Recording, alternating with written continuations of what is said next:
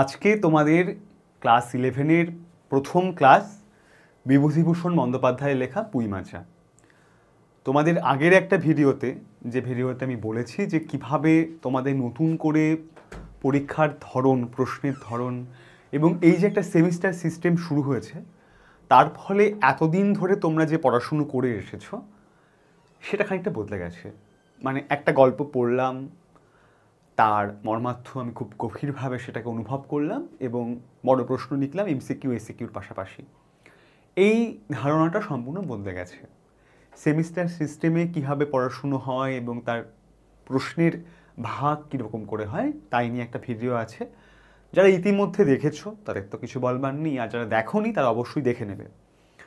এর ফলে যেটা হয়েছে, তোমাদের কিন্তু একটা টেক্সট, সেটা গল্পই হোক, কবিতাই হোক, প্রবন্ধই হোক, নাটকই হোক, সেটা কিন্তু আর একবার পড়লে হবে না। সেটাকে আরও যত্ন করে, আরও নিবিড় করে, আরও ভিতর থেকে বারে বারে, মানে প্রত্যেকটি চরিত্র আমার হাতের তালুর যেমন রেখাকে আমি চিনি সেরকম করে যেন চিনতে পারি, কারণ প্রশ্নের ধরন বদলে গেছে। ফার্স্ট সেমিস্টার 40 নম্বর ছোট প্রশ্ন। তোমাদের ফার্স্ট সেমিস্টারে যে গল্পটি পাঠ্য সেটি বিভূতিভূষণ বন্দ্যোপাধ্যায়ের লেখা পুঁইমাচা। গল্প শুরু করছি, আর প্রশ্ন বিষয় জানতে হলে তোমরা ভিডিওটি দেখে নেবে।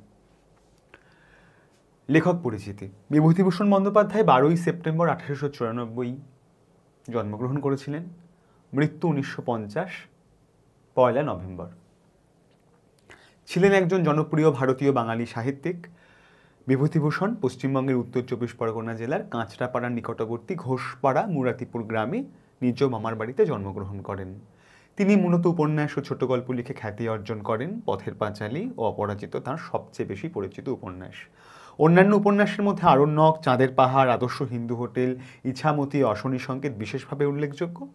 উপন্যাসের পাশাপাশি বিভূতিভূষণ প্রায় 20টি গল্পগ্রন্থ, কয়েকটি কিশোর পাঠ্য উপন্যাস ও ভ্রমণ কাহিনী এবং দিনলিপি রচনা করেন। বিভূতিভূষণের পথের পাঁচালী উপন্যাস অবলম্বনে সত্যজিৎ রায় পরিচালিত চলচ্চিত্রটি আন্তর্জাতিক খ্যাতিসম্পন্ন। বিভূতিভূষণের অধিকাংশ উপন্যাস চলচ্চিত্র রূপায়িত করা হয়েছে। 1951 সালে ইছামতি উপন্যাসের জন্য বিভূতিভূষণ পশ্চিমবঙ্গের সর্বোচ্চ সাহিত্য পুরস্কার রবীন্দ্র পুরস্কার মরণোত্তর লাভ করেন। এগুলো কিছু প্রাথমিক তথ্য বিভূতিভূষণ সম্পর্কে। দেখো, তোমরা যারা আজকে বাংলা পড়ছো, এই যে ক্লাসটা যখন শুরু করব, তোমরা সকলেই বিভূতিভূষণ সম্পর্কে সচেতন এবং জানো, এবং তোমাদের প্রায় চাঁদের পাহাড় পড়নি বা আরণ্যকের নাম শুনোনি বা পথের পাঁচালীর সঙ্গে বা আমাটি ভেপুর সঙ্গে কোনোভাবে তোমরা জানাশুনো নেই, এটা তো নয়। বিভূতিভূষণ আমরা মানে আমাদের শরীর দিয়ে মন দিয়ে বহন করি। আর ওর অনেক উপন্যাস, অনেক ছোট গল্প থেকেই কিন্তু সিনেমা তৈরি হয়েছে। তরুণ মজুমদার করেছেন, সত্যজিৎ তো করেইছেন পরপর ট্রিলজি, অনেকগুলো ছবি তৈরি হয়েছে পরপর। বিভূতিভূষণ সম্পর্কে মৃত্যু নিয়ে একটা খুব আশ্চর্য লেখা পড়েছিলাম, সেটা প্রচলিত, যে ওর মৃত্যুর সময় ও নিজের দেখতে পেয়েছিলেন, হাঁটছিলেন একটা জায়গায়, দেখেছিলেন একটি মৃতদেহ শোয়ানো রয়েছে, সাদা কাপড়ে তার মুখটা ঢাকা। তিনি কাপড়টা খুলে দেখেছিলেন সেটি আসলে ওরই মৃতদেহ। তারপর না একদিন না কদিন বেঁচেছিলেন, এরকম একটা লেখা পড়েছিলাম একটা সময়। যাই হোক, আমরা গল্পটা শুরু করছি। আজকে আমাদের গল্প পাঠ্য পুঁইমাচা। যেটা বলছিলাম বারে বারে, যে গল্প পড়ার সময় এখন শুধুমাত্র যে গল্পটাকে পড়ার আনন্দে পড়ে নিলে কিন্তু আর হবে না। খুব নিবিড়ভাবে, খুব গভীরভাবে প্রত্যেকটি চরিত্রদের আমার চিনতে হবে। গল্পের নাম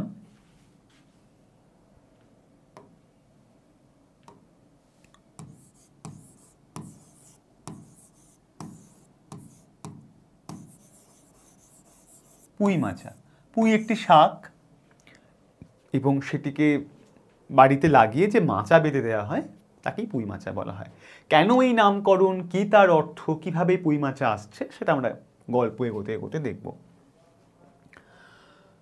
সহায় হরি চাটুর্যে উঠানে পা দিয়াই স্ত্রীকে বলিলেন, একটা বড় বাটি কি ঘটি যা হয় কিছু দাও তো, তারক্ষুরো গাছ কেটেছে একটু ভালো রস আনি। প্রথম কোন চরিত্র পাচ্ছি আমরা?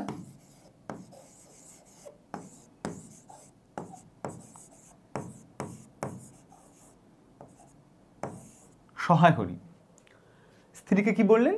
একটা বড় বাটি কি ঘটি যা হয় কিছু দাও তো, তারক্ষুরো গাছ কেটেছে একটু ভালো রস আনি। স্ত্রী অন্নপূর্ণা, মানে সহায় হরির স্ত্রী তোমরা টেক্সট বই পেয়ে গেছো, সেটি হাতে নিয়ে বসে একেবারে দাগিয়ে পড়বে একদম ভিতর থেকে। স্ত্রী অন্নপূর্ণা ঘরের রান্নাঘরে দাওয়ায় বসিয়া শীতকালে সকালবেলা নারিকেল তেলের বোতলে ঝাঁটার কাঠি পুড়িয়া 2 আঙুলের সাহায্যে ঝাঁটার কাঠি লগ্ন জমানো তেলটুকু সংগ্রহ করিয়া চুলে মাখাইতেছিলেন।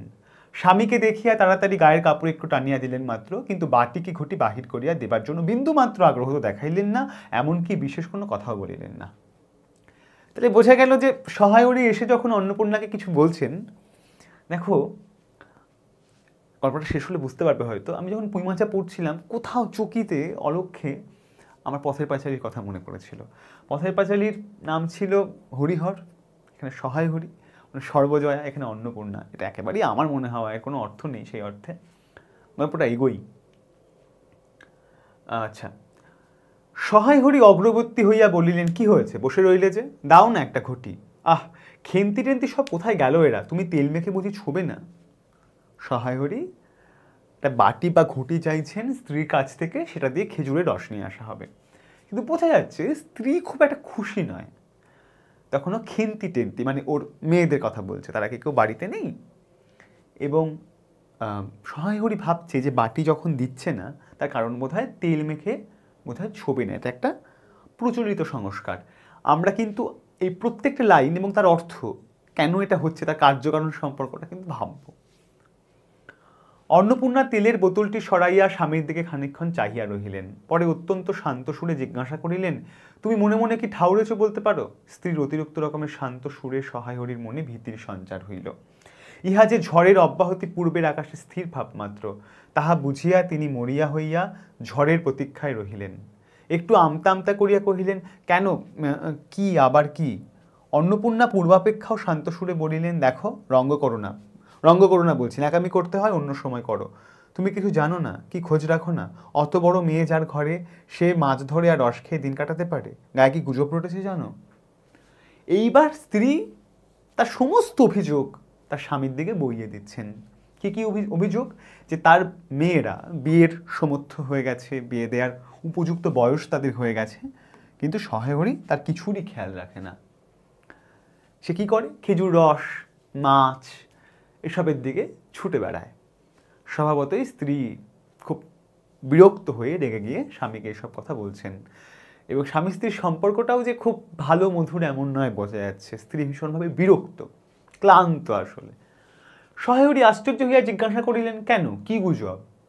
কি গুজব জিজ্ঞাসা করো গিয়ে চৌধুরীদের বাড়ি? কেবল বাগদিদুলে পাড়ায় ঘুরে ঘুরে জন্ম কাটালে ভদ্রলোকের গায়ে বাস করা যায় না, সমাজে থাকতে হলে সেই রকম মেনে চলতে হয়। সহায় হরি চাটুর্যে, মানে ওটা কিন্তু ব্রাহ্মণ, কিন্তু ও সব জাতপাত মানে না, ওই দুলে বাগদি সমাজে তথাকথিত নিম্ন শ্রেণীর যে সমস্ত মানুষেরা, তাদের সাথে ঘুরে ঘুরে মাছ ধরে, খেজুর রস পাড়ে, এইসব করে বেড়ায়। সহায় হরি বিস্মিত হইয়া কি বলিতে যাইতেছিলেন, অন্নপূর্ণা পূর্ববৎ সুরেই পুনর্বার বলিয়া উঠিলেন, এক ঘরে করবে গো, তোমাকে এক ঘরে করবে, কাল চৌধুরীদের চণ্ডীমণ্ডপে এসব কথা হয়েছে। আমাদের হাতে ছোঁয়া জল আর কেউ খাবে না। আশীর্বাদ হয়ে মেয়ের বিয়ে হলো না, ওনাকে উৎসুগ্য করা মেয়ে, গায়ের কোনো কাজে তোমাকে আর কেউ বলবে না। যাও, ভালোই হয়েছে তোমার, এখন গিয়ে দুলে বাড়ি বাগদে বাড়ি উঠে বসে দিন কাটাও। উৎসুগ্য করা মানে উৎসর্গ করা, মানে মেয়েটার, ওর যে মেয়ে, ওদের দুজনের যে মেয়ে, তার বিয়ের আশীর্বাদ অবধি হয়ে গিয়েছিল, কিন্তু কোনো একটা কারণে সেটার বিয়ের দিকে এগোয়নি। এই কারণে গ্রামের মাতব্বররা এক ঘরে করবে বলে মনস্থ করেছে। এক ঘরে করা মানে কি? ধূপানাপিত বন্ধ করে দেওয়া, কোনো উৎসবে না ডাকা, ইত্যাদি ইত্যাদি। সহায় হরি তাচ্ছিল্যের ভাব প্রকাশ করিয়া বলিলেন, এই আমি বলি না জানি কি ব্যাপার, এক ঘরে সবাই এক ঘরে করেছেন, এবার বাকি আছেন কালীময় ঠাকুর। ওহ, তাচ্ছিল্য করে বলছে, ওর কিছু যায় আসে না। সহায় হরি যেটুছে। অন্নপূর্ণা তেলে বেগুনে জ্বলিয়া উঠিলেন, কেন, তোমাকে এক ঘরে করতে বেশি কিছু লাগে? তোমাকে এক ঘরে করতে বেশি কিছু লাগে নাকি? তুমি কি সমাজের মাথা না একজন মাতব্বর লোক? চাল নেই, চুলো নেই, এক করার মুরদ নেই, চৌধুরীরা তোমায় এক ঘরে করবে তো আর এমন কথা কি? আর সত্যি তো, এদিকে ধাড়ি মেয়ে হয়ে উঠল। হঠাৎ স্বর নামিয়া বলিলেন, হলো যে 15 বছরের, বাইরে কমিয়ে বলে বেড়ালে কি হবে? লোকের চোখ নেই? পুনরায় গলা তুলে উঠিয়া বলিলেন, না বিয়ে দেবার গা না কিছু, আমি কি যাব পাত্র ঠিক করতে? অত্যন্ত বিরক্ত হয়ে অন্নপূর্ণা বলছে, আমি কি শেষে একজন স্ত্রীলোক হয়ে যাব? আচ্ছা,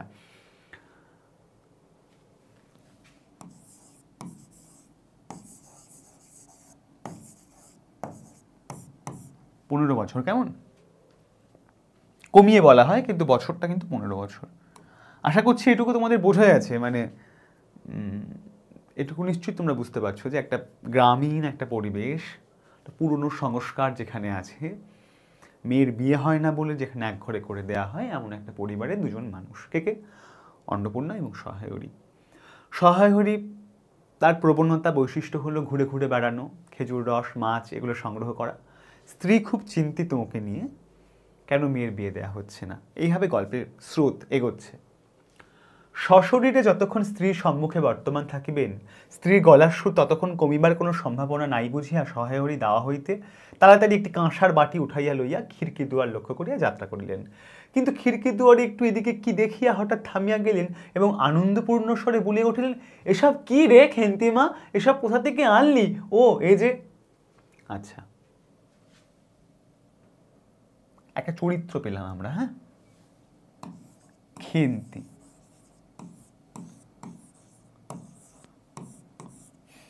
যার বয়স কথা হচ্ছিল, যার বিয়ের কথা হচ্ছিল ইত্যাদি। 14-15 বছরের একটি মেয়ে, এই যে বললাম বয়স, 14-15 বছরের একটি মেয়ে আর দুটি ছোট ছোট মেয়ে পিছনে লইয়া বাড়ি ঢুকিলা। তাহার হাতে এক বোঝা পুঁই শাক, ডাটাগুলি মোটা ও হলদে। হলদে চেহারা দেখিয়া মনে হয় কাহারা পাকা পুঁই গাছ উপড়াইয়া ফেলিয়া উঠানে জঙ্গল তুলিয়া দিতেছিল। মেয়েটি তাহাদের উঠানের জঞ্জাল প্রাণপণে তুলিয়া আনিয়াছে। ছোট মেয়ে দুটির মধ্যে একজনের হাত খালি, অপরটির হাতে গোটা 2-3 পাকা পুঁই পাতা জড়ানো কোনো দ্রব্য। আচ্ছা, তাহলে একজন পুঁই শাক নিয়ে আসছে, ইনি পুঁই শাক নিয়ে আসছেন, তার সাথে আছে দুজন। একজনের হাতে কিছু নেই, আরেকজনের হাতে আছে পাতা দিয়ে জড়ানো কোনো দ্রব্য। আচ্ছা, আর পুঁই শাকটা পুরনো হয়ে গেছে, পেকে গেছে, নষ্ট হয়ে গেছে বলে, পুঁই ফল হবে না বলে ফেলে দিয়ে যাবেন বাগানের, খাওয়ার জন্য হয়তো উপযুক্ত নয়। কিন্তু তাহলে এই লেখকরা সব বলেন না, হ্যাঁ, মানে সংকেতে সংকেতে বলেন।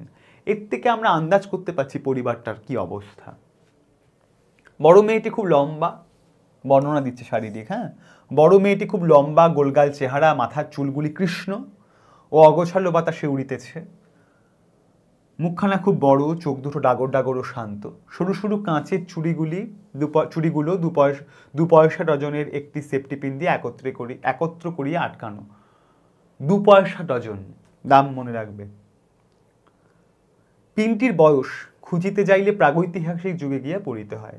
এই বড় মেয়েটিরই নামই বোধ হয় খেন্তি, কারণ সে তাড়াতাড়ি পিছন ফিরিয়া তাহার পশ্চাৎবর্তিনীর হাত হইতে পুঁই পাতা জড়ানো দ্রব্যটি লইয়া মেলিয়া ধরিয়া বলিল, চিংড়ি মাছ বাবা। যে দ্রব্যটি পুঁই পাতায় মুড়ে নিয়ে আসা হচ্ছিল সেটি চিংড়ি মাছ। গয়া বুড়ির কাছ থেকে রাস্তায় নিলাম, দিতে চায় না, বলে তোমার বাবার কাছে আর দিনকার দরুন 2 পয়সা বাকি আছে। আমি বললাম, দাও গয়া পেশি, আমার বাবা কি তোমার 2 পয়সা নিয়ে পালিয়ে যাবে? আর এই যে পুঁই শাকগুলো ঘাটের ধারে রায় কাকা দিয়ে বললেন নিয়ে যা, কেমন মোটা মোটা। আচ্ছা, চিংড়ি মাছ, গয়া বুড়ি, পুঁই শাক, রায় কাকা, এইভাবে কিন্তু পড়তে হবে। কেবল পড়ে গেলে কিন্তু উত্তর করা যাবে না, এগুলো মাথায় রাখবে।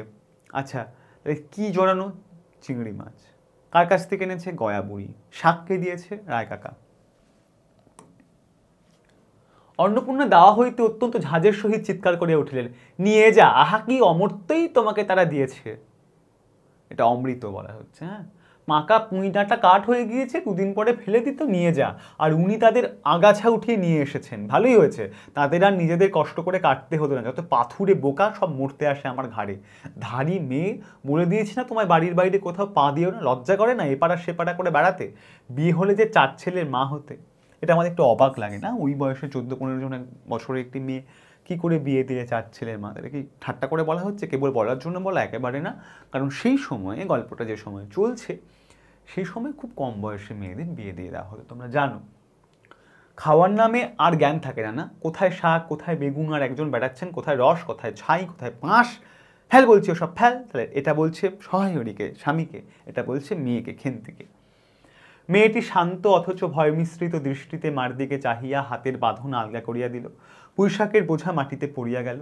অন্নপূর্ণা বকিয়া চলিলেন, যা তো রাধি, ও আপদগুলো টেনে খিড়কির পুকুরের ধারে ফেলে দিয়ে আয় তো। ফের যদি বাড়ির বার হতে দেখেছি তবে ঠ্যাং খোড়া না করিত। মা বকছেন, একটি মেয়ের নাম তাই রাধি, তাকে বলল পড়ে যাওয়া পুঁইশাকগুলো ফেলে দিয়ে আসতে। বোঝা মাটিতে পড়িয়া গিয়াছিল। ছোট মেয়েটি, আচ্ছা রাধি ছোট মেয়ে, ছোট মেয়েটি কলের পুতুলের মতো সেগুলি তুলিয়া লইয়া খিড়কি অভিমুখে চলিল, কিন্তু ছোট মেয়ে অতগুলো বোঝা আঁকড়াইতে পারিল না, অনেকগুলি ডাঁটা এদিক ওদিকে ঝুলিতে ঝুলিতে চলিল। সহায় হরির ছেলেমেয়েরা তাহাদের মাকে অত্যন্ত ভয় করিত।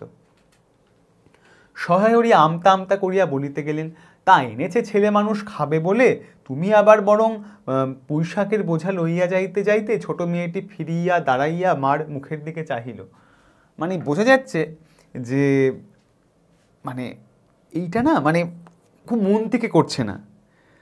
এই যে পুঁইশাকটা ফেলে দিতে বলেছে এবং যে ফেলতে যাচ্ছে, এটা খুব একটা মন থেকে করছে না, এটা অত্যন্ত দুঃখ থেকে এবং কষ্ট থেকেই করছে। কারণ অত্যন্ত স্বাদ করে, অত্যন্ত ভালোবেসে কিন্তু ওরা এই পুঁইশাক নিয়ে এসেছিল আর কি। মানে ভেবেছিল যে পুঁইশাক নিয়ে এলে খাওয়া হবে, এবং সেই সূত্রেই চিংড়ি মাছ ইত্যাদি নিয়ে আসা হয়েছিল। আচ্ছা, অন্নপূর্ণা তাহার দিকে চাহিয়া বললেন, না না, নিয়ে যা, খেতে হবে না। মেয়ে মানুষের মতো নোলা কিসের, এক পাড়া থেকে আরেক পাড়ায় নিয়ে আসবে দুটো পাকা পুঁইশাক ভিক্ষে করে। যা যা, তুই যা, দূর করে বনে দিয়ে আয়। এবার বনে ফেলে দিয়ে আসার কথা বলা হচ্ছে। সহায় হরির বড় মেয়ের মুখের দিকে চাহিয়া দেখিলেন, সহায় হরি কি দেখিলেন, তাহার চোখ দুটো জলে ভরিয়া আসিয়াছে।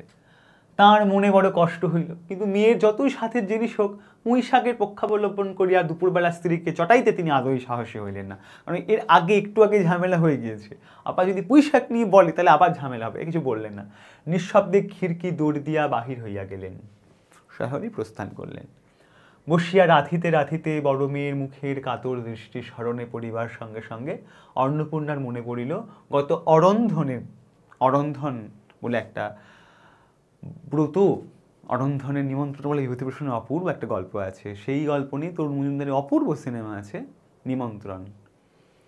অরন্ধনের সারাদিন কিছু রান্না করা হয় না ইত্যাদি, একটা ব্রত। গত অরন্ধনের পূর্বদিন, তার আগের দিন, বাড়িতে পুঁইশাক রান্নার সময় খেন্তি আবদার করিয়া বলিয়াছিল, মা, অর্ধেকগুলো কিন্তু একা আমার, অর্ধেক সব মিলে তোমাদের। খুব অপূর্ব পুঁইশাক খেতে ভালোবাসে, বোঝাই যাচ্ছে। বাড়িতে কেহ ছিল না, তিনি নিজে গিয়া উঠোনের ও খিড়কি দৌড়ের আশেপাশে যে ডাঁটা পড়িয়াছিল সেগুলি কুড়াইয়া লইয়া আসিলেন। বাকিগুলি কুড়ানো যায় না, ডোবার ধারে ছাই গাদায় ফেলিয়া দিয়াছে।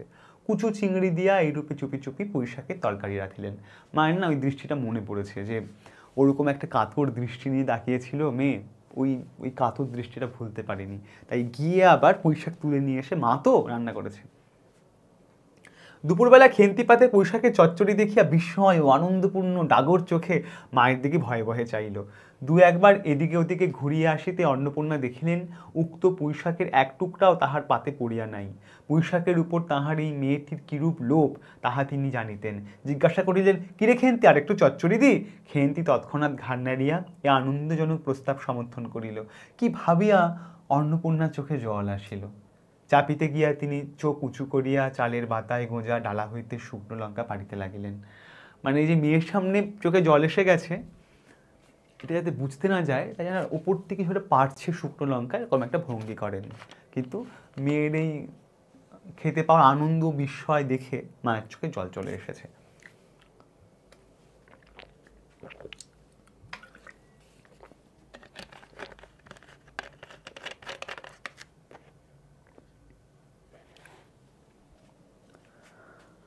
কালীমায়ের চণ্ডীমণ্ডপে সেদিন বৈকালবেলা সহায় হরির ডাক পড়িল।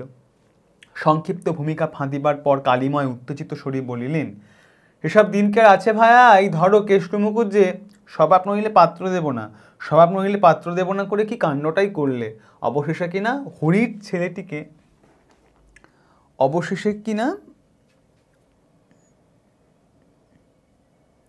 হরির ছেলেটাকে ধরে পড়ে মেয়ের বিয়ে দেয় তবে রক্ষে।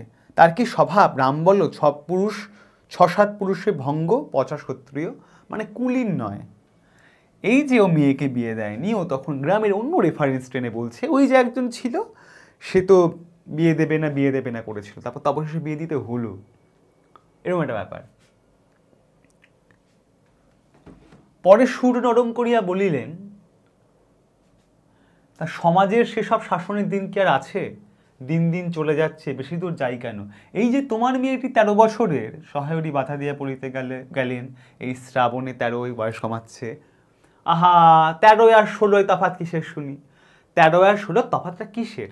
আর সে 13ই হোক, চাই 16ই হোক, চাই 50ই হোক, তাতে আমাদের দরকার নেই। সে তোমার হিসেব তোমার কাছে। কিন্তু পাত্রর আশীর্বাদ হয়ে গেল, তুমি বেঁকে বসলে কি জন্য শুনি? ও তো একরকম উৎসুক করা মেয়ে। আশীর্বাদ হওয়া যা, বিয়ে হওয়া তা, 7 পাকের যা বাকি। এই তো সমাজে বসে এইসব কাজগুলো তুমি যে করবে আর আমরা বসে বসে দেখব, এ তুমি মনে ভেবো না। সমাজের বামুনদের যদি জাত মারবার ইচ্ছে না থাকে, মেয়ের বিয়ের বন্দোবস্ত করে ফেলো। পাত্তর রাজপুত্তর না হলে পাত্তর মেলে না। গরিব মানুষ তীর্থ হতে পারবে না বলেই শ্রীমন্ত মজুমদারের ছেলেকে ঠিক করে দিলাম।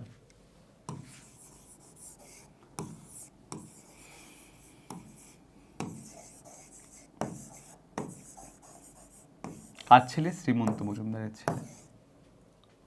লেখাপড়া নাই বা জানলো, জজ ম্যাজিস্ট্রেট নাই হলে কি মানুষ হয় না? দিব্যি বাড়ি বাগান পুকুর, শুনলাম এবার নাকি 20 জমিতে 4টি আমন ধানও করেছে। ব্যাস রাজার হাল। 2 ভাইয়ের অভাব কি? ইতিহাসটা হইতেছে এই যে, মণিগাঁয়ের উক্ত মজুমদার মহাশয়ের পুত্রটি কালীময় ঠিকই করিয়া দেন। কেন কালীময় মাথা ব্যথা করিয়া সহায়রীর মেয়ের বিয়ের সম্বন্ধ মজুমদার মহাশয়ের ছেলের সঙ্গে ঠিক করিতে গেলেন, তাহার কারণ নির্দেশ করিতে যাইয়া কেহ কেহ বলেন যে কালীময় নাকি মজুমদার মহাশয়ের কাছে অনেক টাকা ধারেন, অনেক দিনের সুদ পর্যন্ত বাকি, শীঘ্র নালিশ হইবে ইত্যাদি। এই গুজব যে শুধু অবান্তর তাহাই নহে, ইহার কোনো ভিত্তি আছে বলিয়াও মনে হয় না। ইহা দুষ্টপক্ষের রটনা মাত্র।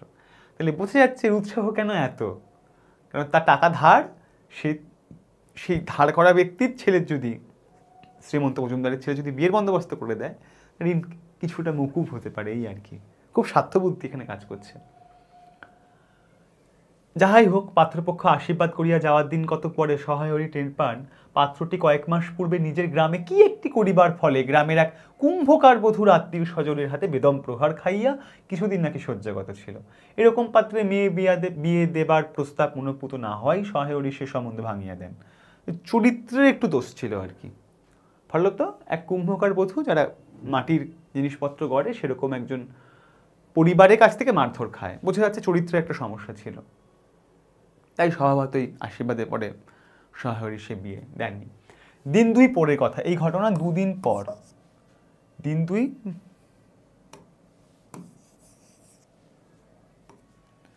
2 পরের কথা। সকালে উঠিয়া সহায়রী উঠানে বাতাবি লেবু গাছের ফাঁক দিয়া যেটুকু নিতান্ত কচিডাঙ্গা রৌদ্র আসিয়াছিল, তাহারই আতপে বসিয়া আপন মনে তামাক টানিতেছেন। বড় মেয়ে খেন্তি আসিয়া চুপি চুপি বলিল, বাবা যাবে না, মা ঘাটে গেল। সহায়রী একবার বাড়ির পাশে ঘাটের পথের দিকে কি জানি কেন চাহিয়া দেখিলেন, পরে নিম্নস্বরে বলিলেন, যা শিগগিরই শাবলখানা নিয়ে আয় দেখি। কি আনবে? শাবল। চেনো তোমরা মাটি খনন করার একটা বিশেষ অস্ত্র, মানে কাজের একটা জিনিস। কথা শেষ করিয়া তিনি উৎকণ্ঠার সহিত জোরে জোরে তামাক টানিতে লাগিলেন এবং পুনরায় একবার কি জানি কেন খিড়কির দিকে সতর্ক দৃষ্টি নিক্ষেপ করিলেন। ইতিমধ্যে প্রকাণ্ড ভারী একটা লোহার শাবল 2 হাত দিয়ে আঁকড়াইয়া ধরিয়া খেন্তি আসিয়া পড়িল। তারপর পিতা পুত্রীতে সন্তর্পণে সম্মুখের দরজা দিয়া বাহির হইয়া গেল। ইহাদের ভাব দেখিয়া মনে হইতেছিল ইহারা কাহার ঘরে শীত দিবার উদ্দেশ্যে চলিয়াছে। মজা করলো বিভূতিভূষণ এখানে, মানে চুরি করতে যাচ্ছে। আমার একটা ভাব, শীত কাটে না মাটির ঘরে, তারপর চুরি করতে ঢোকে। ওদের শাবল নিয়ে ওই খেন্তি এবং সহায়রী বাবা এবং মেয়ের ওই যাওয়াটাকে মনে হচ্ছে যেন শীত কাটতে যাওয়া। এই দিতে পারে কিন্তু এগুলো, হ্যাঁ, মাথায় রাখবে। অন্নপূর্ণা স্নান করিয়া সবে কাপড় ছাড়িয়া উনুন ধরাইবার জোগাড় করিতেছে। মুকুজ্জে বাড়ির ছোট খুকি দুর্গা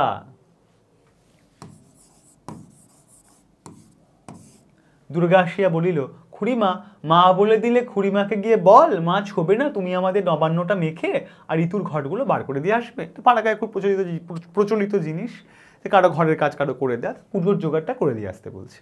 পুজোর কিছু আনুষঙ্গিক কাজ অন্নপূর্ণাকে। পাশের বাড়ি একজন, মুকুজ্জে বাড়ির একজন। কেমন?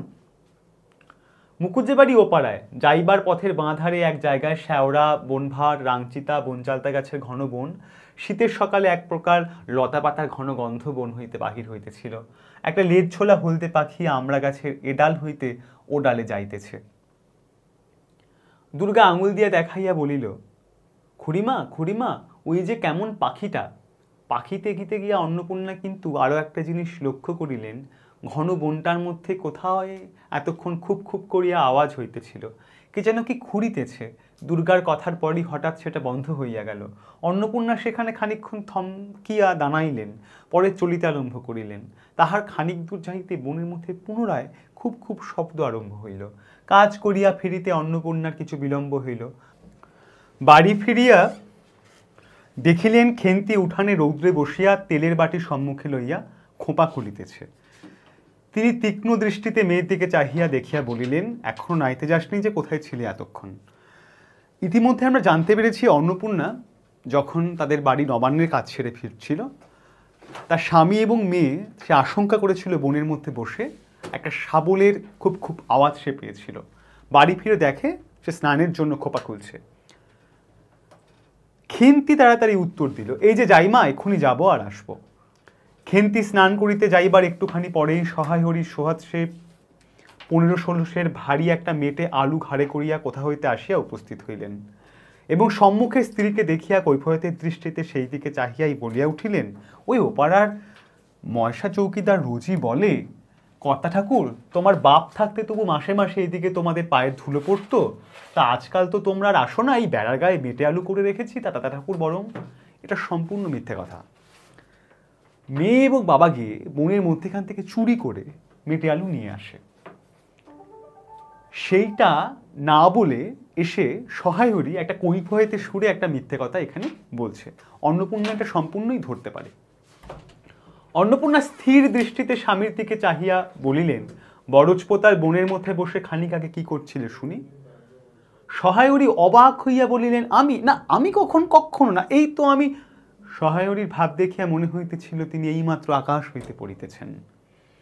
অন্নপূর্ণা পূর্বের মতন স্থির দৃষ্টিতে স্বামীর দিকে চাহিয়া বলিলেন, চুরি তো করবেই, 3 কাল গিয়েছে 1 কাল আছে, মিথ্যা কথাগুলো আর এখন বলো না, আমি সব জানি। মনে ভেবেছিলে আপদ ঘাটে গিয়েছে আর কি। দুর্গার মা ডেকে পাঠিয়েছিল, ও পাড়ায় যাচ্ছি, শুনলাম বরজপোথার বনের মধ্যে কি সব খুব খুব শব্দ। তখনই আমি বুঝতে পেরেছি, সারা পেয়ে শব্দ বন্ধ হয়ে গেল।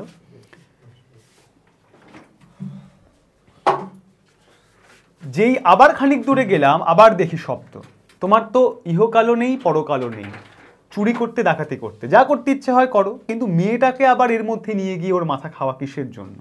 স্বামীকে স্ত্রী তখন তিরস্কার করছে, তোমার এত বছর বয়স হয়ে গেছে, বৃদ্ধ হয়েছ, তুমি মেয়েকে নিয়ে গিয়ে দারিদ্রতার জন্য খেজুর রস খুঁজে বেড়াও, মাছ ধরে বেড়াও, নিজের মেয়ের বিয়ের সম্বন্ধে কোনো খোঁজ করো না, সেখানে দাঁড়িয়ে তুমি মেয়েকে নিয়ে গিয়ে চুরি করছো।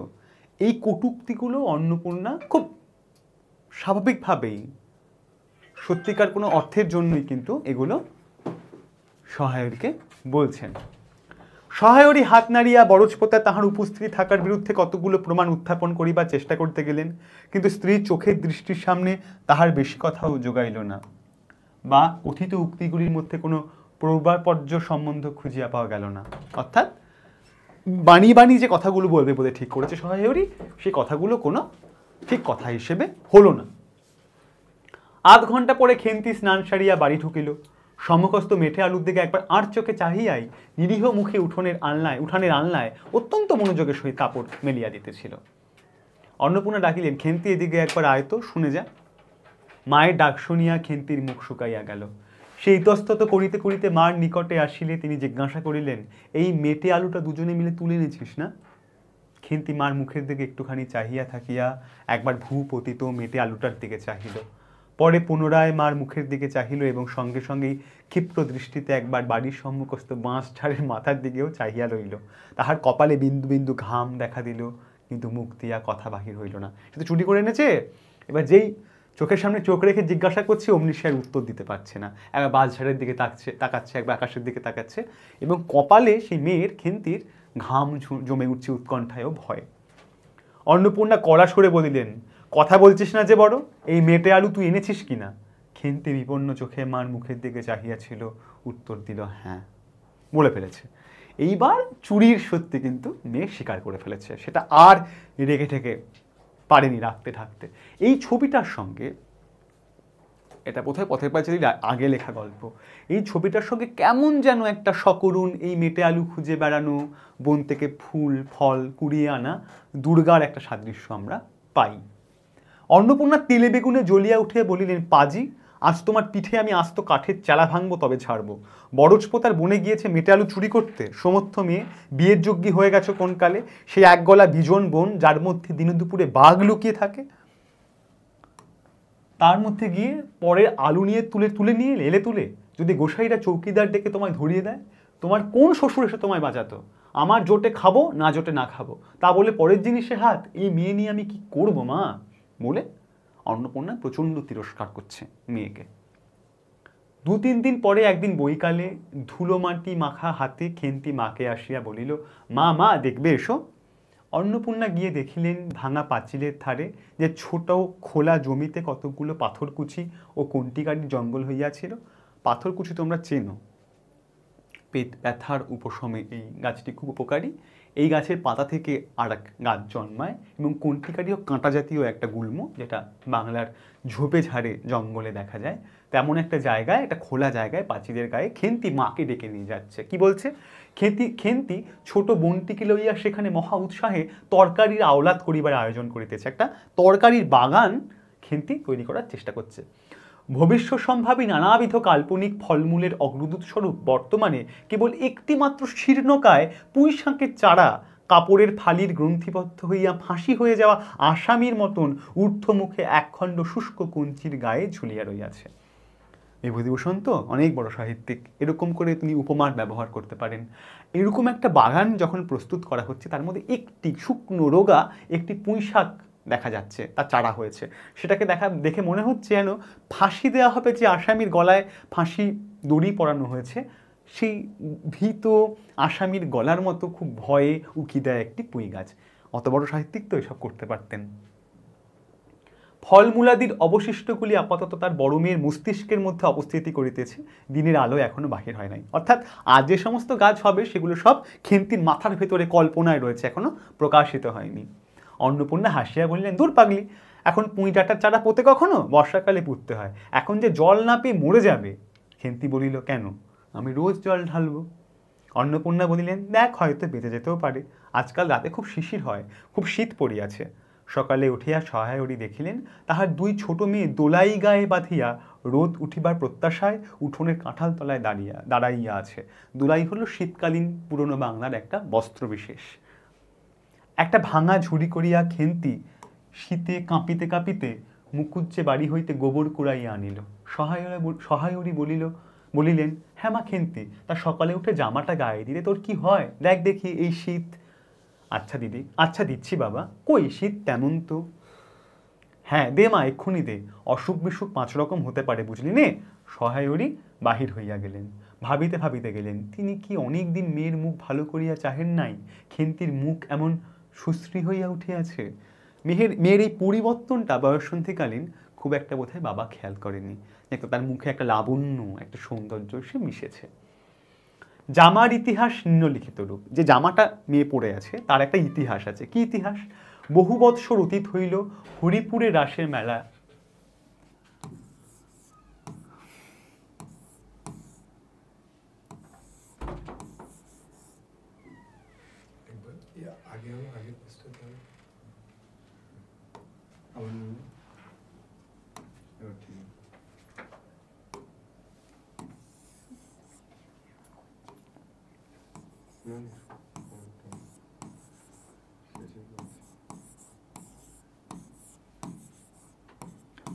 প্রত্যেকটা মেলা, এখানে উল্লেখিত সমস্ত যে টাকা পয়সা, জামার রং, এইগুলো ডিটেলে তোমাদের মনে রাখার কথা এখানে বলা হয়েছে। জামা যখন বলা হচ্ছে, জামাটা কোথা থেকে আনা হয়েছিল? হরিপুরে রাসের মেলা হইতে সহায়রী কালো সার্যের এই 2.5 টাকা মূল্যে জামাটি ক্রয় করিয়া আনেন। ছিঁড়িয়া যাইবার পর তাহাতে কতবার রিফু ইত্যাদি করা হইয়াছিল, অর্থাৎ জামাটি বহুবার ছিঁড়ে গেছে, কিন্তু নতুন জামা কেনার সামর্থ্য, আর্থিক যে নির্ভরতা, সেটা এদের পরিবারে নেই, বোঝাই যাচ্ছে। সম্প্রতি গত বৎসর হইতে খেন্তির স্বাস্থ্যোন্নতি হওয়ার দরুন জামাটি তাহার গায়ে হয় না। তার বালিকা অবস্থা কেটে সে আস্তে আস্তে বয়ঃসন্ধি পেরিয়ে যত বড় হচ্ছে, বয়স বাড়ছে, এই জামাটি গায়ে আর তেমন করে আঁটছে না। কিন্তু তার জন্য যে নতুন জামা কিনে দেবে তার অবস্থা নেই। জামার বর্তমান অবস্থা অন্নপূর্ণারও জানা ছিল না। খেন্তি নিজস্ব ভাঙা টিনের তোরঙ্গের মধ্যে উহা থাকিত। খেন্তি জামাটাকে টিনের তোরঙ্গের মধ্যে রেখে দিত। পৌষ সংক্রান্তি, তোমরা জানো পৌষ সংক্রান্তির দিন একদম পৌষ মাসের শেষে একটা পিঠে, একটা পুলির একটা আয়োজন করা হয় গ্রাম বাংলার প্রত্যেক ঘরে ঘরে। তেমন একটা দিনে পৌষ সংক্রান্তি সন্ধ্যাবেলা অন্নপূর্ণা একটা কাঁসিতে, একটা পাত্রে চালের গুঁড়া, ময়দা ও গুড় দিয়া চটকাইতেছিলেন। একটা ছোট বাটিতে এক বাটি তেল। খেন্তি কুড়ুনির নিচে একটা কলার পাত পাড়িয়া এক থালা নারিকেল কুড়িতেছে। অন্নপূর্ণা প্রথমে খেন্তির সাহায্য লইতে স্বীকৃত হন নাই, কারণ সে যেখানে সেখানে বসে, বনবাদারে ঘুরিয়া ফেরে, তাহার কাপড় চোপড় স্বাস্থ্যসম্মত সূচি নয়। অবশেষে খেন্তি নিতান্ত ধরিয়া পড়ায় হাত পা ধোয়াইয়া ও শুষ্ক কাপড় পরাইয়া তাহাকে বর্তমান পদে নিযুক্ত করিয়াছেন। কি বলতে চাইছে এখানে, যে আমাদের খেন্তি অনেক আঁদারে বাঁদারে বনে জঙ্গলে ঘুরে বেড়ায়, তাই জন্য তাকে কি করা হয়, এই জঙ্গলে যেহেতু সে ঘুরে বেড়ায়, তার পোশাক আশাক খুব একটা সূচি থাকে না, আর পিঠে খুব পবিত্র একটা জিনিস, যেটা খুব নিয়ম করে শুদ্ধ বস্ত্রে তৈরি করতে হয়। তাই খেন্তিকে এখানে অনেক সময় এই কাজে নেওয়া হতো না, কিন্তু এই কাজে নেয়ার জন্য তাকে পোশাক আশাক পরিবর্তন করিয়ে, স্নান করিয়ে, হাত পা ধুইয়ে এই কাজে নিযুক্ত করা হয়েছে। তাদের খুব দৈন্যের পরিবার, সামান্য পরিবার, কিন্তু সামান্য যেটুকু আয়োজন তাদের রয়েছে তাই দিয়ে পিঠে প্রস্তুত করা হচ্ছে। কবে না, পৌষ সংক্রান্তির দিন। ময়দার গোলা মাখা শেষ হইলে অন্নপূর্ণা উনানে খোলা চাপাইতে যাইতেছেন। ছোট মেয়ে রাধি হঠাৎ ডান হাতখানা পাতিয়া বলিল, মা ওই একটু। অন্নপূর্ণা বড় গামলাটা হইতে একটুখানি গোলা তুলিয়া লইয়া হাতের আঙুলে 5টি দ্বারা একটি বিশেষ মুদ্রা রচনা করিয়া সেটুকু রাধির প্রসারিত হাতের উপর দিলেন। মেজ মেয়ে পুটি অমনি ডান হাতখানা কাপড়ে তাড়াতাড়ি মুছিয়া লইয়া মার সামনে পাতিয়া বলিল, মা আমার একটু। দেখো, এটা খুব চেনা ছবি আমাদের। মা যখন কিছু রান্না করছেন, আমরা তার সামনে বসে একটু চাইছি হাত বাড়িয়ে। এটা পিঠে প্রস্তুতির সময় পুটি এবং রাধি ছোট মেয়ে দুজন এই পিঠে তৈরির প্রস্তুতের সময় একটু চেয়ে নিচ্ছে। খেন্তি সূচিবস্তে নারিকেল কুড়িতে কুড়িতে লুব্ধ নেত্রে মধ্যে মধ্যে এদিকে চাহিতেছিল। এ সময় খাইতে চাওয়ায় মা পাছে বকে, সেই ভয়ে চুপ করিয়া রহিল। অন্নপূর্ণা বলিলেন, দেখি নিয়ে আয় খেন্তি ওই নারকেল মালাটা, ওতে তোর জন্য একটু রাখি। খেন্তি ক্ষিপ্ত হস্তে, দেখো খেন্তি সেই চরিত্র যে সামান্য চিংড়ি মাছ আর অল্প একটু পুঁইশাকের চচ্চড়ি ফেলেই মন তার বিহ্বল হয়ে ওঠে আনন্দে। সে যখন পিঠে পাচ্ছে এক নারকেল মালাতে, এই অপ্রত্যাশিত আকস্মিক আনন্দে তার মন ভরে যাচ্ছে। বিভূতিভূষণ করতে পারতেন, বুঝলে, মানে এগুলো পারতেন যে খুব জীবনের একেবারে ক্ষুদ্রাতি ক্ষুদ্র সামান্য অতি তুচ্ছ জিনিসের মধ্য থেকে একটা মহৎ, একটা বড়, একটা বিরাট আনন্দের খোঁজ তিনি পেতেন। দিনলিপিতেও পড়েছি বিভূতিভূষণের যে আজ মনে খুব আনন্দ হইল। তার পরের বাক্য কারণ কি না, দেখি স্নান করিতে গিয়া দেখিলাম ফিরিবার পথে একটি তারা আকাশে জল জল করিতেছে বাঁশ গাছের মাথায়। এই যে সামান্য দৃশ্য, তাতে যে ওর মনে যে তিরতির করে যে আনন্দের স্রোত বইত, এটা একটা আশ্চর্য। গল্পে, উপন্যাসে, দিনলিপিতে সেগুলো আমরা পাই। খেন্তির মনে সামান্য নারকেল মালায় পিঠের দ্রব্য পেয়ে মন আনন্দে ভেসে যাচ্ছে। খেন্তি ক্ষিপ্ত হস্তে নারিকেলের উপরের মালাখানা যাহাতে ফুটা নাই সেইখানা সরাইয়া দিল। অন্নপূর্ণা তাহাতে একটু বেশি করিয়া গোলা ঢালিয়া দিলেন। মেজ মেয়ে পুটি বলিল, জ্যাঠাইমারা অনেকদিন দুধ নিয়েছে, রাঙা দিদি ক্ষীর তৈরি করছিল, ওদের অনেক রকম হবে। খেন্তি মুখ তুলিয়া বলিল, এবেলা আবার হবে নাকি? ওরা তো ওবেলা ব্রাহ্মণ নিমন্ত্রণ করেছিল সুরেশ কাকাকে আর ওপাড়া তিনুর বাবাকে। ওবেলা তো পায়েস, ঝোলপুলি, মুক্তোক্তি এইসব হয়েছে। এই যে পিঠের বর্ণনা আমাদের অবধারিতভাবে ওর লেখা বিভূতিভূষণের গল্প মনে পড়ে যাবে আমাদের তাল নবমী। নিমন্ত্রণের প্রতীক্ষায় বসে থেকে সে অবশেষে নিমন্ত্রণ আসে না। সেখানে এইসব খাবারের আয়োজনের বর্ণনা অপরূপভাবে এবং নির্মমভাবে বিভূতিভূষণ করেছিলেন। পুটি জিজ্ঞাসা করিল, হ্যাঁ মা, ক্ষীর নইলে নাকি পাটিসাপটা হয় না? খেদি বলছিল ক্ষীরের পুর না হলে কি আর পাটিসাপটা হয়? আমি বললাম, কেন? আমার মা তো শুধু নারকেলের ছাই দিয়েই করে, সে তো কেমন ভালো লাগে। ফ্যামিলির ব্যাকগ্রাউন্ড বুঝতে হবে কিন্তু এখানে কেমন। অন্নপূর্ণা বেগুনের বোটা একটুখানি তেল লইয়া খোলায় মাখাইতে মাখাইতে প্রশ্নের সদুত্তর খুঁজিতে লাগিলেন। খেন্তি বলিল, খেদির ওইসব কথা, খেদির মা তো ভারী পিঠে করে কিনা। ক্ষীরের পুর দিয়ে ঘি ভাজলে কি আর পিঠে হলো? সেদিন জামাই এলে ওদের বাড়ি দেখতে গেলুম কিনা, তাই খুড়িমা দুখানা পাটিসাপটা খেতে দিলে। ও মা, কেমন একটা ধরা ধরা গন্ধ। আর পিঠেতে কখনো কোনো গন্ধ পাওয়া যায়? পাটিসাপটা ক্ষীর দিলে ছাই খেতে হয়। এই যে নিজেদের নারকোল ভালো এবং ক্ষীর খারাপ, এটা প্রতিপন্ন করার জন্য দেখো চোখে জল আসে জায়গাটা পড়তে পড়তে। মানে সংসারের আয় এবং খাদ্যদ্রব্যের যে আয়োজন, তা কোথায় ঠেকলে এরকম একটা ছবি ফুটে ওঠে। বেপরোয়াভাবে উপরোক্ত উক্তি শেষ করিয়া খেন্তি মার চোখের দিকে চাহিয়া জিজ্ঞাসা করিল, মা, নারকেলের কোড়া একটু নেব? অন্নপূর্ণা বলিলে, নে, কিন্তু এখানে বসে খাস নে, মুখ থেকে পড়বে না, কি হবে, যা ওইদিকে যা।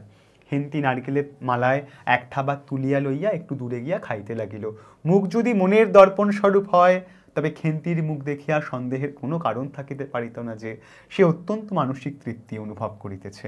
ঘণ্টাখানেক পরে অন্নপূর্ণা বলিলেন, ওরে, তোরা সব এক টুকরো পাতা পেতে বসতো, দেখি গরম গরম দি। খেন্তি জল দেয়া ভাত আছে ও বেলার, বার করে নিয়ে আয়। খেন্তির নিকট অন্নপূর্ণার এই প্রস্তাব যে মনোপ্রুত হইল না, তাহা তার মুখ দেখিয়া বোঝা গেল।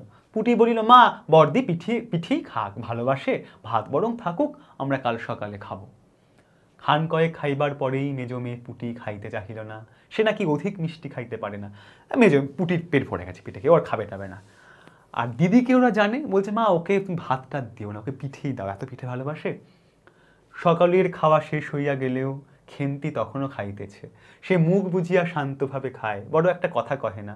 অন্নপূর্ণা দেখিলেন সে কম করেও 18-19 খানা খাইয়াছে। 18-19 খানা পিঠে খেয়ে ফেলেছে। জিজ্ঞাসা করিলেন, খেন্তি আর নিবি? খেন্তি খাইতে খাইতে শান্তভাবে সম্মতিসূচক ঘাড় নাড়িল। অন্নপূর্ণা তাহাকে আরো খান কয়েক দিলেন। খেন্তির মুখ চোখ ঈষৎ উজ্জ্বল দেখাইল, হাসি ভরা চোখে মার দিকে চাহিয়া বলিল, বেশ খেতে হয়েছে মা, ও যে তুমি কেমন ফেনিয়ে নাও না, ওতে কিন্তু। সে পুনরায় খাইতে লাগিল। অন্নপূর্ণা হাতা খুন্তি চুলি তুলিতে তুলিতে সস্নেহে তাঁর এই শান্ত নিরীহ একটু অধিক মাত্রায় ভোজনপটু মেয়েটির দিকে চাহিয়া রহিলেন। মনে মনে ভাবিলেন, খেন্তি আমার যার ঘরে যাবে তাদের অনেক সুখ দেবে। এমন ভালো মানুষ, কাজে কর্মে বকো, মারো, গাল দাও, টু শব্দটি মুখে নেই, উঁচু কথা কখনো কেউ শোনেনি। বৈশাখ মাসের প্রথমে সহায়রীর এক দূর সম্পর্কের আত্মীয়ের ঘটকালিতে খেন্তির বিবাহ হইয়া গেল। দ্বিতীয় পক্ষে বিবাহ করিলেও, অর্থাৎ দ্বিতীয় পক্ষ মানে স্বামীটির একটি স্ত্রী আগে ছিল। পাত্রটির বয়স 40-এর খুব বেশি। দেখো, ওর তখন আমরা 15-16 বছরের কথা পড়ছিলাম, বয়ঃসন্ধি সবে আসছে। স্বামীর বয়স 40। গল্পের প্রেক্ষাপট মনে রাখতে হবে, যখন কুলীন বিবাহ প্রচলিত। একজন পুরুষের অনেক বিবাহ হতে পারে এবং বয়সের তারতম্য বা পার্থক্য এতটাই থাকতে পারে। 40-এ খুব বেশি কোনো মতেই হইবে না। তবুও প্রথমে এখানে অন্নপূর্ণা আদৌ ইচ্ছুক ছিলেন না, কিন্তু পাত্রটি সঙ্গতিপন্ন, অর্থাৎ বড়লোক ঘরের। শহর অঞ্চলে বাড়ি, শিলের চুনো ইটের ব্যবসায়, তাহলে চুনো ইটের ব্যবসা করে 2 পয়সা নাকি করিয়াছে। এরকম পাত্র হঠাৎ মেলাও বড় দুর্ঘটনা কি না? হঠাৎ করে মিলে গিয়েছে, সৌভাগ্যের বিষয়। জামাইয়ের বয়স একটু বেশি। প্রথমে অন্নপূর্ণা জামাইয়ের সম্মুখে বাহির হইতে একটু সংকোচ বোধ করিতেছিলেন। পরে পাছে খেন্তির মনে কষ্ট হয়, এই জন্য বরণের সময় তিনি খেন্তির সুপুষ্ট হাতখানি ধরিয়া জামাইয়ের হাতে তুলিয়া দিলেন। চোখের জলে তাহার গলা বন্ধ হইয়া আসিল, কিছু বলিতে পারিলেন না। মায়ের মনটা একটু বোঝার চেষ্টা করো, কেমন অত কম বয়সে অত সুন্দর একটি মেয়ে, তাকে 40 বছরের একজন বৃদ্ধর সাথে বিয়ে দিচ্ছে। তিনি বেরোতে সংকোচ বোধ করছিলেন মেয়ে জামাইয়ের সামনে, কিন্তু পাছে মেয়ের কষ্ট হয়, এই জন্য বেরিয়ে 2 হাত এক করে দিলেন। বাড়ির বাহির হইয়া আমলকি তলায় বেহারারা সুবিধা করিবার লইবার জন্য বরের পালকি একবার নামাইল। অন্নপূর্ণা চাহিয়া দেখিলেন, বেড়ার ধারে নীল রঙের মেথি ফুলের গুচ্ছগুলি যেখানে নত হইয়া আছে। মেহেন্দি বেড়া হয় না, তাই পাতা দিয়ে হাতে মেহেন্দি করা যায়, সে নীল ফুলের বন এবং আমলকি তলায় বেহারারা পালকি নামিয়েছে আর কি। খেন্তির কম দামের বালুচরের রাঙা চেলির আঁচলখানা পালকির বাহির হইয়া সেখানে লুটাইতেছে। তার এই অত্যন্ত অগোছালো, নিতান্ত নিরীহ এবং একটু অধিক মাত্রায় ভোজনপটু মেয়েটিকে পরের ঘরে অপরিচিত মহলে পাঠাইতে তার বুক উদ্বেল হইয়া উঠিতেছিল। খেন্তিকে কি অপরে ঠিক বুঝিবে? এত খেতে ভালোবাসে একটু অবুঝ ভোলা মনের একটি মেয়ে, একে কি শ্বশুর ঘরের লোকেরা বুঝবে? এই সন্দেহ অন্নপূর্ণার মনে হচ্ছে। যাইবার সময় খেন্তি চোখের জলে ভাসিতে ভাসিতে সান্ত্বনা সুরে বলিয়াছিল, মা, আষাঢ় মাসেই আমাকে এনো, বাবাকে পাঠিয়ে দিও, 2 মাস তো, বৈশাখে বিয়ে, 2 মাস পর আষাঢ়। বলছে, মা, আষাঢ় মাসে আমাকে নিয়ে এসো, বাবাকে পাঠিয়ে দিও। ওপাড়ার ঠান দিদি বলিলেন, একজন বৃদ্ধাস্থানীয় একজন, কি বলিলেন, তোর বাবা তোর বাড়ি যাবে কেন রে, আগে নাতি হোক তবে তো। সে সময় এই চলটা ছিল, শ্বশুর ঘরে মেয়ে যাওয়ার পর সন্তান না হলে সে নাকি আর তার ঘরে নাকি বাবা মা যেতে পারে না। খেন্তির মুখ লজ্জায় রাঙা হইয়া উঠিল। জল ভরা ডাগর চোখের উপর একটুখানি লাজুক হাসির আভা মাখাইয়া সে একগুঁয়েমি সুরে বলিল, না যাবে না বই কি, দেখো তো কেমন না যান। তারপর বৈশাখ থেকে অনেকগুলো মাস কেটে গেছে। ফাল্গুন চৈত্র মাসের বৈকাল বেলা উঠানের মাচায় রৌদ্রে দেয়া আমসত্ত্ব তুলিতে তুলিতে অন্নপূর্ণার মন হু হু করিত। তাঁর অনাচারী লোভী মেয়েটা আজ বাড়িতে নাই যে, কোথা হইতে বেড়াইয়া আসিয়া লজ্জাহীনার মতো হাতখানি পাতিয়া মিনতির সুরে অমনি বলিবে, মা বলবো একটা কথা, ওই কোণটা ছিঁড়ে একটুখানি, মানে আমসত্ত্ব চাওয়ার কথা বলা হচ্ছে। 1 বছরের উপর হইয়া গিয়াছে, পুনরায় আষাঢ় মাস, বর্ষা বেশ নামিয়াছে। 1 বছর কেটে গেছে গল্পের ওই বিয়ের সময় থেকে, 1 বছর অতিক্রান্ত, 1 বর্ষা থেকে আরেক বর্ষা। ঘরের দাওয়ায় বসিয়া সহায় হরি প্রতিবেশী বিষ্ণু সরকারের সহিত কথা বলিতেছেন। কার সাথে নাম মনে রাখবে? সহায় হরি তামাক সাজিতে সাজিতে বলিলেন, ও তুমি ধরে রাখো, ওরকম হবেই দাদা, আমাদের অবস্থার লোকের ওর চেয়ে ভালো কি আর জুটবে? মেয়ের শ্বশুর ঘরে দেওয়ার কথা বলা হচ্ছে। বিষ্ণু সরকার তালপাতা চাটাইয়ের উপর উবু হইয়া বসিয়াছিলেন। দূর হইতে দেখিলে মনে হইবার কথা তিনি রুটি করিবার জন্য ময়দা মাখিতে চটকাইতেছেন। গলা পরিষ্কার করিয়া বলিলেন, না সব তো আর, তাছাড়া আমি যা দেব নগদই দেব, তোমার মেয়েটির হয়েছিল কি? সহায় হরি হুকাটায় 5-6টি টান দিয়া কাশিতে কাশিতে বলিলেন, বসন্ত হয়েছিল শুনলাম, ব্যাপার কি দাঁড়ালো বুঝলে? মেয়ে তো কিছুতে পাঠাতে চায় না, 250 আন্দাজ টাকা বাকি ছিল, বললে ও টাকা আগে দাও তবে মেয়ে নিয়ে যাও। পনির কিছুটা বাকি ছিল, তাই জন্য মেয়েকে আর বাবার ঘরে কোনো মতেই পাঠাচ্ছিল না। তোমাদের যারা পড়েছো নিশ্চয়ই জানো, দেনা পাওনা বলে রবীন্দ্রনাথ একটি গল্প আছে, না পড়া থাকলে গল্পটির আগে একটু পড়ে নেবে। একেবারে চামার। তারপর বললাম, টাকাটা ভাইয়া ক্রমে ক্রমে দিচ্ছি, পুজোর তত্ত্ব কম করেও 30 টাকার কমে হবে না ভেবে দেখলাম কি না, মেয়ে নানা নিন্দা ওঠালে, যেই পণ দিতে পারছে না বাকি টাকা, তখন মেয়ের নামে নিন্দা ওঠাচ্ছে। কি বলছে? ছোট লোকের মতো মেয়ের মতন চলে, হাফাতে ঘরের মতন খায়, আরও কত কি। পৌষ মাসে দেখতে গেলাম, মেয়েটাকে ফেলে থাকতে পারতাম না বুঝলে। সহায় হরি হঠাৎ কথা বন্ধ করিয়া জোরে মিনিট কতক ধরিয়া হুকায় টান দিতে লাগিলেন। কিছুক্ষণ দুজনের কোনো কথা শোনা গেল না। তারপরে বিষ্ণু সরকার বলিলেন, তারপর? আমার স্ত্রী অত্যন্ত কান্নাকাটি করিতে পৌষ মাসে দেখতে গেলাম মেয়েটার যে অবস্থা করেছে। শাশুড়িটা শুনিয়ে শুনিয়ে বলতে লাগলো, না জেনে শুনে ছোট লোকের সঙ্গে কুটুম্বিতা করলে এরকমই হয়, যেমনি মেয়ে তেমনি বাপ। পৌষ মাসের দিনে মেয়ে দেখতে এলেন শুধু হাতে। পরে বিষ্ণু সরকারের দিকে চাহিয়া বলিলেন, বলি আমরা ছোট লোক কি বড় লোক, তোমার তো সরকার খুঁড়ো জানতে বাকি নেই।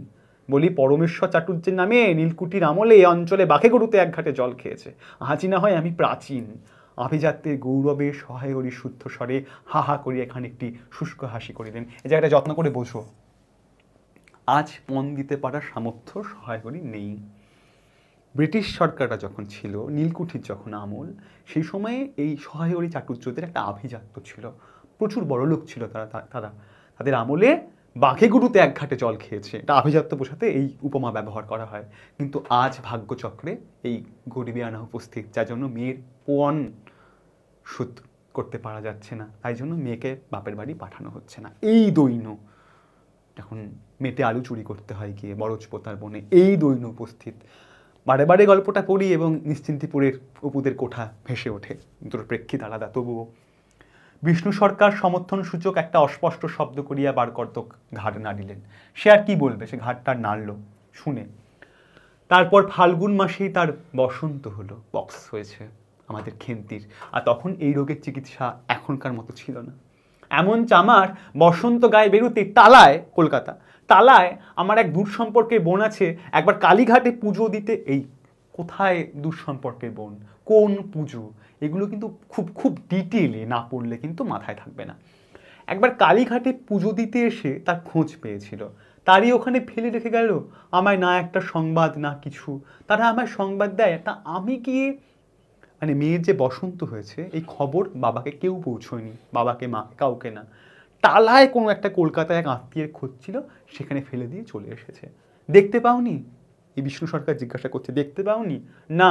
এমনই চামার, গয়নাগুলো অসুখ অবস্থাতেই গা থেকে খুলে নিয়ে তবে টালায় পাঠিয়ে দিয়েছে। যাক, তা চলো যাওয়া যাক, বেলা গেল। চারকি ঠিক করলে, মানে টোপ মাছের। খেন্তির অসুস্থতার সময় তার গায়ের যে গয়না, সেগুলো খুলে নিয়ে ওই দুঃসম্পর্কের জ্ঞাতির বাড়িতে ফেলে রেখে চলে এসেছে।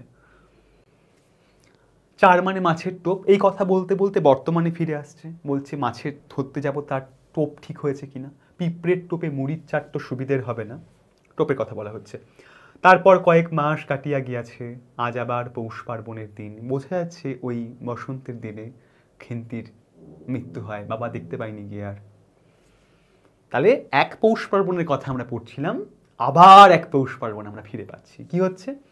আজ আবার পৌষ পার্বণের দিন। এবার পৌষ মাসের শেষাশেষি এত শীত পড়িয়াছে যে এরূপ শীত তাহারা কখনো জ্ঞানে দেখেন নাই। প্রচুর ঠান্ডা পড়েছে এবার। সন্ধ্যার সময় রান্নাঘরের মধ্যে বসিয়া অন্নপূর্ণা সরু চাকিলি পিঠের জন্য চালের গুঁড়ার গোলা তৈরি করিতেছেন। পুটি ও রাধি, দুটো মেয়ে, ওরা তো আছে, বড় মেয়ে মারা গিয়েছে। পুটি ও রাধি উনুনের পাশে বসিয়া আগুন পোহাইতেছে। রাধি বলিতেছে, আর একটু জল দিতে হবে মা, অত ঘন করে ফেললে কেন, যে গোলাটা গুলছে সেটা। পুটি বলিল, আচ্ছা মা, ওতে একটু নুন দিলে হয় না? ও মা দেখো মা, রাধির দোলাই কোথায় ঝুলছে, এক্ষুনি ধরে উঠবে। উনুনের পাশে বসে আছে, দোলাই, শীত বস্ত্রটা আরেকটু ধরে উঠত, আগুন লেগে যেত। অন্নপূর্ণা বলিয়া উঠিলেন, সরে এসে বসো মা, আগুনের ঘাড়ে গিয়ে না বসলে কি আগুন পোহানো হয় না? এইদিকে আয়, গোলা তৈরি হইয়া গেল। খোলা আগুনে চড়াইয়া অন্নপূর্ণা গোলা ঢালিয়া মুচি দিয়া চাপিয়া ধরিলেন। দেখিতে দেখিতে মিঠে আঁচে পিঠে তোপরের মতো ফুলিয়া উঠিল। সরু চাকলি পিঠে করছে, পিঠে আস্তে আস্তে সেই আঁচ পেয়ে সুন্দর হয়ে ফুলে উঠছে, পিঠে প্রস্তুত হচ্ছে। আজ এই পিঠে প্রস্তুতির সময় যে সবটুকু উপস্থিতি দিয়েছিল সেই খেন্তি, সে আজকে অনুপস্থিত, কারণ তার মৃত্যু হয়েছে। পথের পাঁচালী দুর্গারও মৃত্যু হয়। উটি বলিল, মা দাও, প্রথম পিঠেখানা কানাচে সারা ষষ্ঠীকে ফেলে দিয়ে আসি। এটা একটা গ্রাম বাংলার রীতি, যে প্রথম পিঠে হওয়ার পর সেটা বাড়ির একটা জায়গায় গিয়ে ষষ্ঠীকে ফেলে দিয়ে আসতে হয়। ছোটোবেলা এটা আমিও করেছি, ওই কাঁচা কলার বোটা দিয়ে পিঠে প্রস্তুত হলে চালের উপর দিয়ে ছুঁড়ে আর কি, আমরা ব্রত ছিল। অন্নপূর্ণা বলিলেন, একা যাস নে, রাধিকে নিয়ে যা। বলছে, একা তুই যাস না, পিঠে ফেলতে গেলে রাধিকে সঙ্গে নিয়ে যা। খুব জ্যোৎস্না উঠিয়াছিল। বাড়ির পেছনে সাঁড়া গাছ, অর্থাৎ শ্যাওড়া গাছ, সেই ঝোপের মাথায় তেলাকুচু লতার থুলো থুলো সাদা ফুলের মধ্যে জ্যোৎস্না আটকিয়া রয়েছে। বাবারে, তেলাকুচু লতার ফুলের মধ্যে যেন জ্যোৎস্না আটকে আছে। বিভূতিভূষণ তো এইসব উপমা করতে পারতেন তিনি। পুটি ও রাধি খিড়কি দৌড় খুলিতেই একটা শিয়াল শুকনো পাতায় খসখস করিতে করিতে ঘন ঝোপের মধ্যে ছুটিয়া পলাইল। পুটি পিঠেখানা জোর করিয়া ছুড়িয়া ঝোপের মাথায় ফেলিয়া দিল। তাহার পর চারিধারের নির্জন বাষ্পনের নিস্তব্ধতায় ভয় পাইয়া ছেলে মানুষ পিছু হটিয়া আসিয়া খিড়কি দরজার মধ্যে ঢুকিয়া পড়িয়া তাড়াতাড়ি দরজা বন্ধ করে দিল। পুটি ও রাধি ফিরিয়া আসিলে অন্নপূর্ণা জিজ্ঞাসা করিলেন, দিলি? পুটি বলিল, হ্যাঁ মা, তুমি 8 বছর যেখান থেকে নেবুর ছাড়া তুলে এনেছিলে সেখানে ফেলে দিলাম। তারপর সে রাত্রে অনেকক্ষণ কাটিয়া গেল। পিঠে গড়া প্রায় শেষ হইয়া আসিয়াছে। রাতও তখন খুব বেশি। জ্যোৎস্নার আলোয় বাড়ির পিছনের বনে অনেকক্ষণ ধরিয়া একটা কাঠঠোকরা পাখি ঠকর ঠর শব্দ করিতেছিল। তাহার স্বরটাও যেন ক্রমে নিদ্রালু হইয়া পড়িতেছে, ঢিমে হয়ে আসছে গলার স্বর। দুই বোনের খাইবার জন্য কলার পাতা চিরিতে চিরিতে পুটি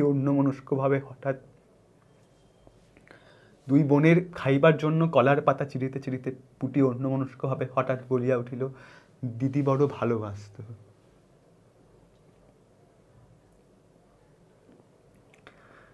তিনজনেই খানিকক্ষণ নির্বাক হইয়া বসিয়া রহিল। তাহার পরে তাহাদের তিনজনের দৃষ্টি কেমন করিয়া আপনা আপনি উঠানের এক কোণে আবদ্ধ হইয়া পড়িল।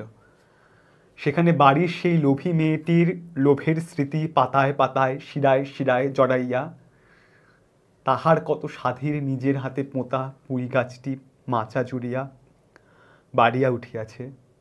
বর্ষার জল ও কার্তিক মাসের শিশির লইয়া কচি কচি সবুজ ডগাগুলি মাচাতে সব ধরে নাই, মাচা হইতে বাহির হইয়া দুলিতেছে। সুস্পষ্ট নধর প্রবর্ধমান জীবনের লাবণ্যে ভরপুর। অর্থাৎ যে পুঁই গাছ খেন্তি মৃত্যুর আগে অত্যন্ত যত্ন করে, অত্যন্ত ভালোবেসে লাগিয়ে গেছিল, পুঁতে গেছিল, ভাবা হয়েছিল যে এই গাছটি হয়তো আর বাঁচবে না, কিন্তু খেন্তি মারা যায়। তোমাদের মনে আছে যখন একটা হাত তুলে দেয় স্বামীর হাতে, তখন তার হাতকে বলা হয় সুস্পষ্ট, লাবণ্যে ভরপুর ইত্যাদি। তো আবার পৌষ সংক্রান্তি ফিরে আসে, তার বসন্ত রোগে মৃত্যু হয় এবং তিনজনেরই মা এবং দু বোনের পিঠে তৈরি করতে এবং খেতে গিয়ে মনে পড়ে সেই মেয়ের কথা, যার মৃত্যু হয়েছে পিঠে খেতে এমন ভালোবাসতো। তখন তার লাগানো সেই পুঁই গাছের দিকে চোখ পড়ে এবং দেখা যায় সেই পুঁই গাছ যাই বাজবে না ভাবা হয়েছিল, সে লাবণ্যে ভরপুর হয়ে সে মাচা ছাপিয়ে লাবণে উতলে উঠছে। বিভূতিভূষণ করতে পারতেন এইগুলো, হ্যাঁ, মানে জীবনের একেবারে না দেখতে পাওয়া ছোট ছোট সমস্ত দৃশ্য গল্পের দিকে সামান্য ঘটনাকে এরকম বৃহৎ দৃষ্টিতে দেখে একদম বুকের এইখানটাতে গিয়ে তিনি এই বীজ, এই দুঃখী দলের বীজ, এই মরমী মানুষদের বীজ, এই সামান্যের অসামান্য আয়োজন তিনি করতে পারতেন। পুঁই মাছে এভাবে শেষ হচ্ছে, বার কয়েক পড়ো, হৃদয় দিয়ে পড়ো, যা প্রশ্ন থাকবে আমাকে জানাও, আমি তো আছি, কমেন্টে তোমাদের উত্তর দেবো। দোস্ত একটু আসছি। হ্যাঁ, একেবারেই দোস্ত যেভাবে পড়াচ্ছিল, সার্থকতাটা এই জায়গাতেই যে আমরা যারা লেখক, যারা লেখেন এবং যে পাঠক সে পড়ে এবং যে শ্রোতা যে শোনে, এই তিনজন যদি একাত্ম হতে পারে তাহলেই বোধহয় লেখকের লেখার সার্থকতা। তো আজকে লেখক বিভূতিভূষণ লিখেছে, জগন্নাথ দেব মণ্ডল দোস্ত পড়াচ্ছে এবং আমি শ্রোতা হিসেবে শুনছি। মানে আমরা কোথাও গিয়ে পুরো এই তিনজন বোধহয় একাত্ম হয়ে গেছি। তো তোমরাও এভাবেই গদ্য পদ্য যেগুলোই পড়ো, বাংলাটাকে এভাবেই পড়ো, একাত্ম হয়ে পড়ো, তাহলেই দেখবে আসলে শুধু পরীক্ষায় পাশ করা বা মনে রাখার জন্য না, একটা স্মৃতিতে গেঁথে যাবে। এবং আসলে এই যে কষ্টটা যে ভাবে বিভূতিভূষণ বর্ণনা করছে, সেই ভাবনাটা তোমার মধ্যেও থেকে যাবে। পরীক্ষাতে তো তুমি সব করে আসতে পারবে, কিন্তু আসলে তুমি এই ভাবনাটার বাহক হতে পারবে, এটা কিন্তু সবাই পারে না, পড়ে তো সবাই। তো সুতরাং সেভাবেই তোমরা পড়ো এবং অবশ্যই যদি এই পড়ানোটা তোমাদের ভালো লাগে, এইভাবে পড়ানোটা তোমাদের ভালো লাগে, তাহলে অবশ্যই তোমাদের ক্লাসমেটদের সাথে শেয়ার করো। আমি ব্যক্তিগতভাবে মনে করি এই কবিতাটা বা এই গদ্যটা বা এই যে গল্পটা পড়ানো হলো, এই প্রত্যেকটি পড়ানো যেগুলো জগন্নাথ স্যার পড়াচ্ছে তোমাদের, এগুলো কোনো ক্লাসের বাধা ধরা মানে না যে আমি এই ক্লাসে পড়ছি, এই ক্লাসের জন্য এই গল্পটি দেখবো বা এই কবিতাটি দেখবো বা শুনবো। আমার মনে হয় সব বয়সের, সব ধরনের মানুষের জন্য তোমাদের জগন্নাথ স্যার এগুলো রেডি করছে এবং তোমরা এগুলোকে সবার কাছে ছড়িয়ে দাও। আশা করি সবার কাছে ছড়িয়ে দিলে সবার মনটা আসলেই এই গল্পের মনের মতো এতটা বিহ্বল হয়ে যাবে এবং ভালো লাগাটা থেকে যাবে। থ্যাংক ইউ এভরিওয়ান, সবাইকে অনেক অনেক অনেক ধন্যবাদ। এভাবেই বাংলার প্রত্যেকটি অভিভাবক অভিভাবিকা, বাংলার প্রত্যেকটি ছেলে মেয়ে, বাংলার প্রত্যেকটি ঘরে ঘরে সবাই পড়বে, শিখবে এবং জগন্নাথ স্যার কি জিতবে। ঠিক আছে।